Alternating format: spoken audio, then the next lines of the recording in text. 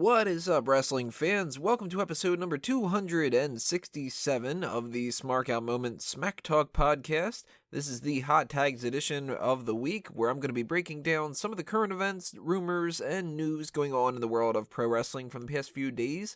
As always, I am your host, Tony Mango, and before we get started with the hot tags, I just really quickly want to mention that contest that I put up a video about a little bit earlier. It's more detail on that one, so go check that out, and obviously go to the website because that has even more information, and that is actually where you're able to enter the contest. But very, very quickly, we have a contest going on right now. It's sponsored by Fun.com. You can win one of these 3 different pops that are on the screen right now. If you're not watching it on the screen right now, if you're on iTunes and Stitcher, then go to the website and you can see all the same information on that.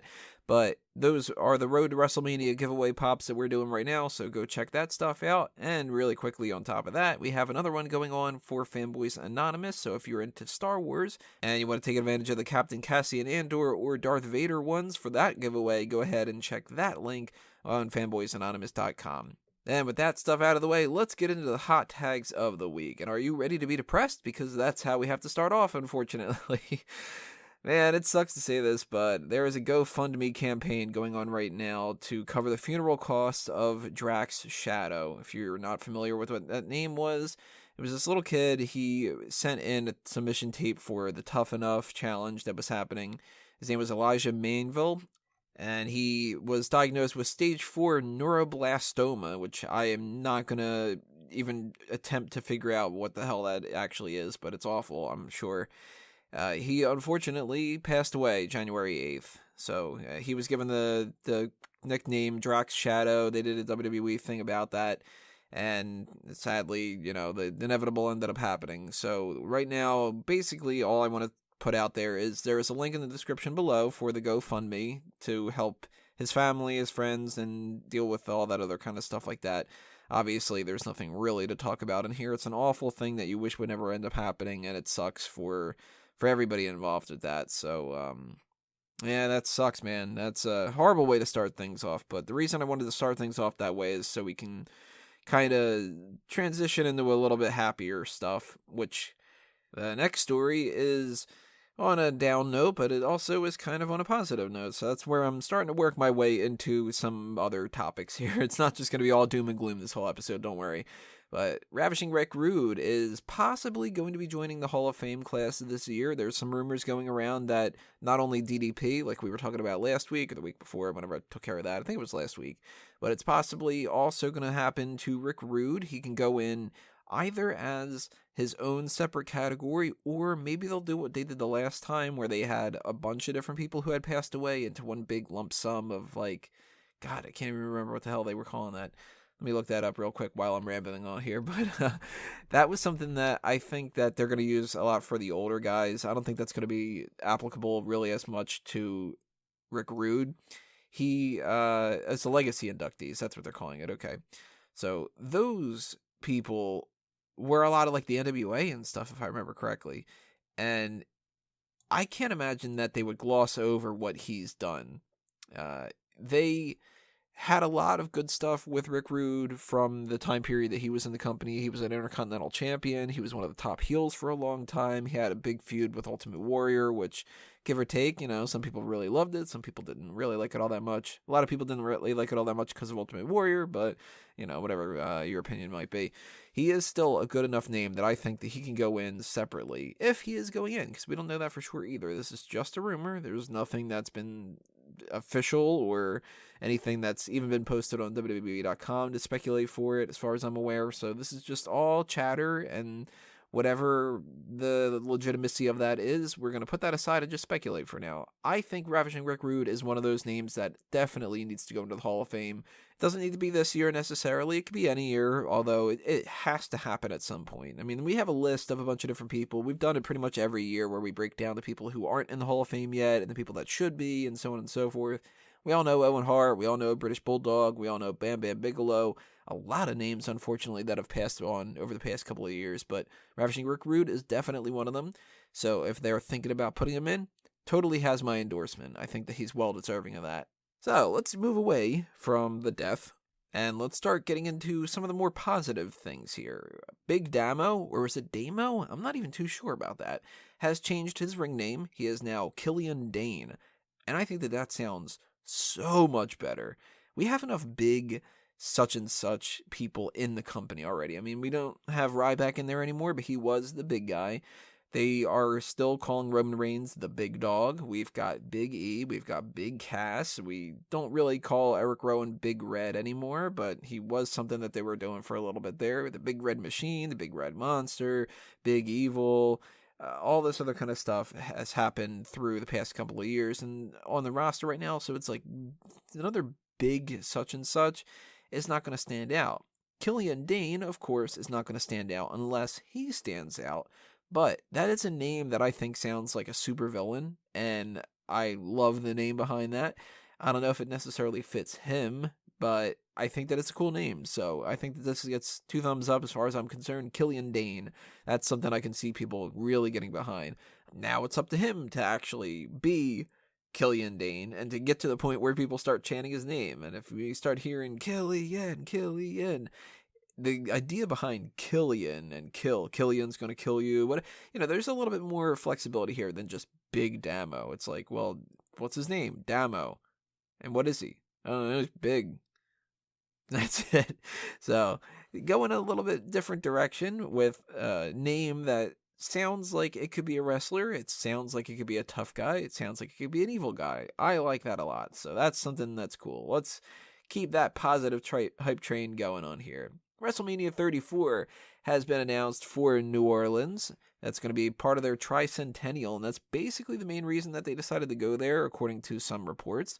I'm disappointed, of course, that it's not in Philadelphia. I know that was rumored around a little bit of time. That in Minnesota, if I remember correctly. Minnesota. If it was in Minnesota, I wouldn't give it a shit because Minnesota's far enough away from me that I never would have gone. But if it was in Philly, that's 15 minutes away. I definitely would have been going to WrestleMania 34. But New Orleans is a different story.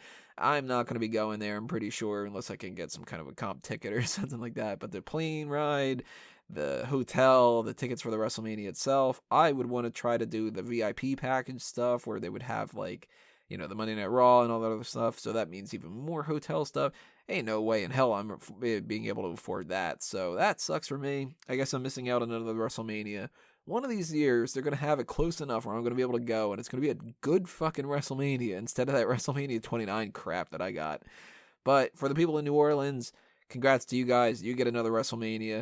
It seems like they'll make it a big deal, so that's probably going to be good for WWE in the long run. I think that that's something that maybe after they do this in WrestleMania 34, they're not going to come back to New Orleans for a little bit. They can kind of come back up to that New York area, or maybe they can go to, say, the Philadelphia thing. Maybe they can even do, like, Washington or something. I don't know. I'd kind of like them to go around the East Coast a little bit, though, and not stick with, like, Texas, and don't go to Chicago. Don't go to L.A. Go somewhere that I can go, Or if you're going to go into a place where I can't go off the wall like crazy. Go to London, go to Japan or something like that. Make it like a special kind of thing. Don't just go to New Orleans again in like 3 years and WrestleMania 37 or some shit.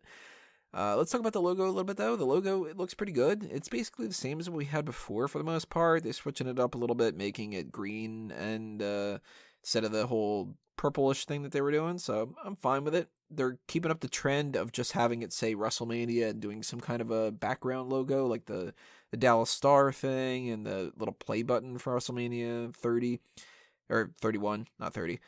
So that's fine. I mean, that's not really anything that fantastic. This year's WrestleMania has got that the sun pattern, and that's kind of cool.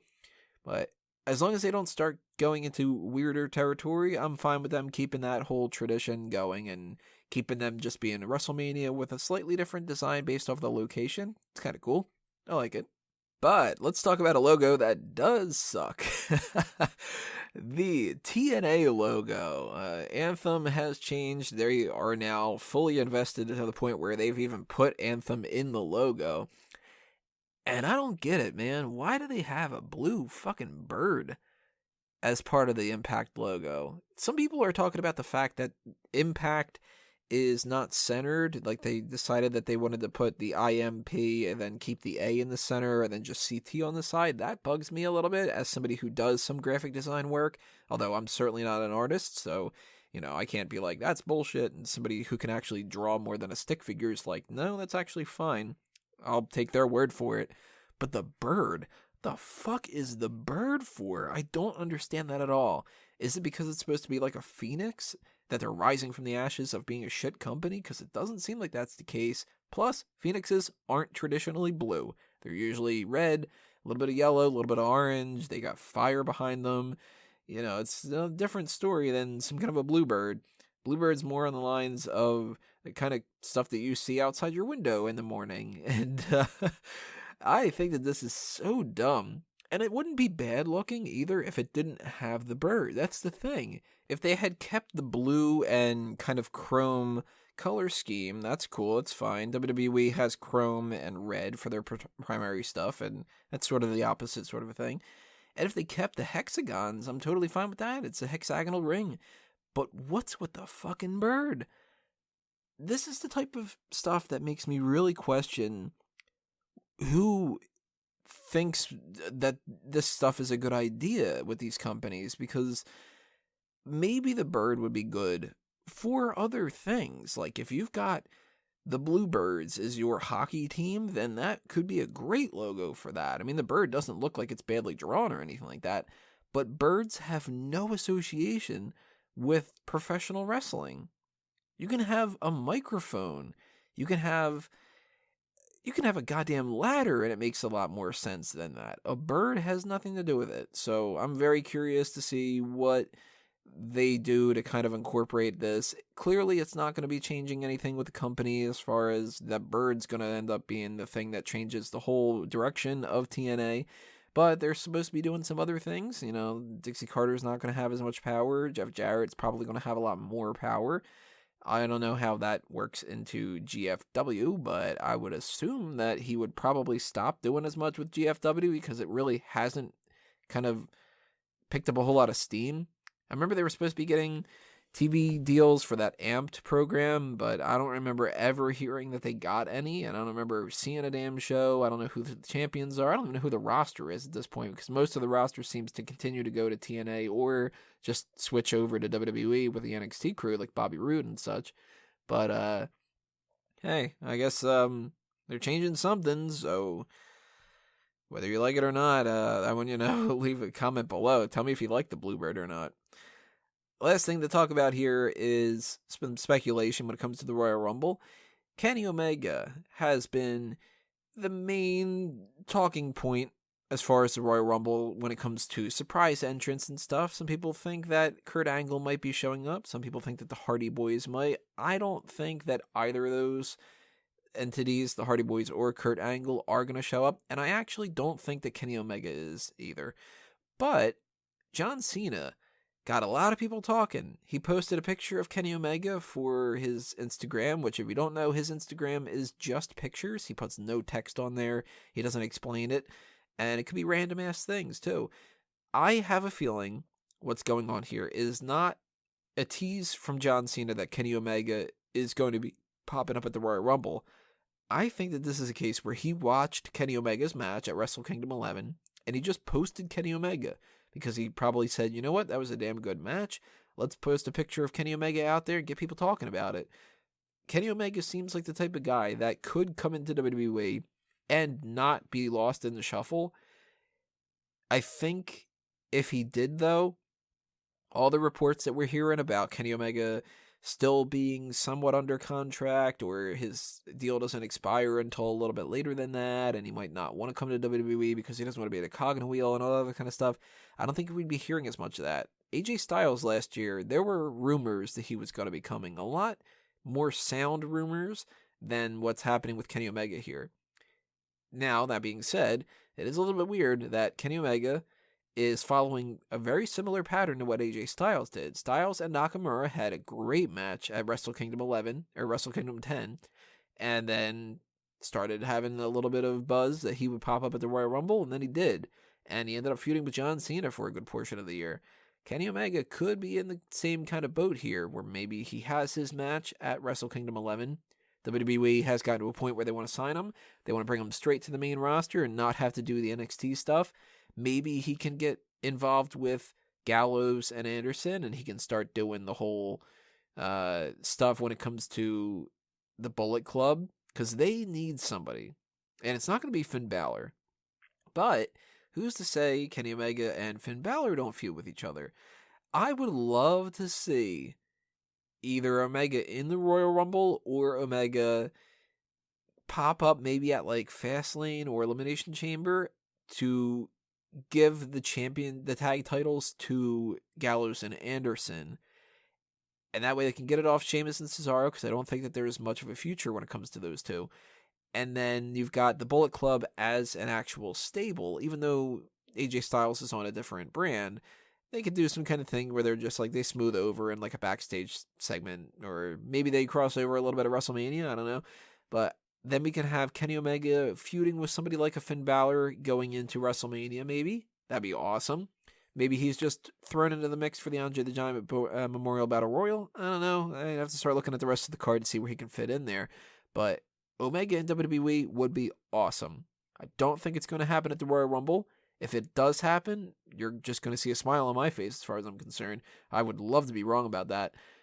John Cena posting that picture, though, it's starting to make you kind of wonder a little bit here and there. Although he posted another picture right after that of Kenny from South Park and says, "I am Kenny." So maybe Kenny McCormick is going to be in there instead of Kenny Omega. I don't really know. We have had Golga wrestle with a Cartman shirt on. Maybe somebody else is going to wear a Kenny Omega shirt, and it's going to be, kind of like Kenny McCormick from South Park or something. That'd be a way to get him in the Royal Rumble, technically, right? I guess that kind of counts. So that's it for the hot tags for this week, everybody. I want to know what you guys have to say as far as these different topics. Leave your comments below. Make sure you subscribe if you haven't already. Hit that thumbs up button as well to like the video and to give us a little boost when it comes to the search engine algorithm on YouTube. Stay tuned for the next thing that's going to be coming your way, which is going to be the IWC Outreach, which holds the Ask Him for the week. And then a little bit later on, I'm not too sure, maybe Thursday, maybe Friday, we're going to try to record the latest Smark announce table, which is going to be the 1997 Royal Rumble. That's where we do an audio commentary track that you guys can watch the Royal Rumble and listen to us joke and bullshit around and all that other kind of stuff. I don't know for sure if I'm going to be doing anything when it comes to the UK tournament. That's on Saturday and Sunday, and that might get in the way a little bit. I'm not too sure there. But I think more than likely if I do anything, it'll be some kind of a wrap-up on Sunday night to kind of talk about the whole tournament, my little like post-show recap, or maybe I'm going to wait and hold off and talk about that during the hot tags next week, where that week is going to have a Sporkle quiz, maybe 2, depends on how I can get around that, and the mailbag. So remember to start sending in your mailbag questions now so I can backlog those for next week and we can get to them when we get to them. And then we're going to start getting into the Royal Rumble predictions, the NXT TakeOver predictions, and everything else that we're going to be doing for that. So that's what's coming up next on the channel. If you want to take part in that contest, enter that with all the different ways you can do that. And do the same thing for the Fanboys Anonymous one. Go ahead and check out that website and do all that kind of stuff there. Follow me at Tony Mango and at A Mango Tree on Facebook and Twitter and blah, blah, blah, blah, blah. This is going on forever, I know. But that's going to do me in for this episode of the Hot Tags. Thanks for watching, everybody. This has been another Smark Out moment, and I am being counted out.